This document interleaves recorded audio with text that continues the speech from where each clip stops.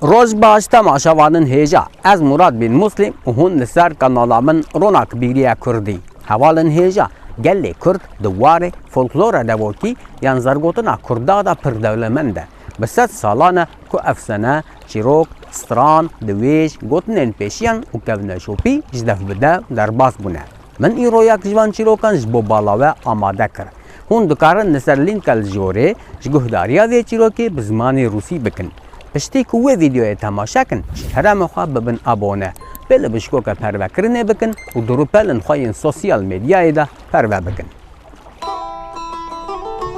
چیروک فولکلوریا کردی به قسمت سلطانک هبو برای که سلطان فقیر هبو جاره که جاران وزیر و وکیل جی سلطان را گوتن سلطان تو برو وکی به هزو دولمندی لیتالی کاریا برای خوناکی جبرکو او دناف خزانی داد جی سلطان برسف دا گلک جران من آلی کاریاوی کر لی اما بختوی قد نابه اگر هونش گوتنین من باور نکن لخوا بنیرن و پشت راست بکن که از راست بیجم ریامالا برای من دسر پری را در باز دبه از چند تایی زیر داینم لسر پری و هم خواه وشیرن و ببینن که اوی چه بکن استاجه کرن توری که زیر لسر پری هیشتن و خواه وشارتن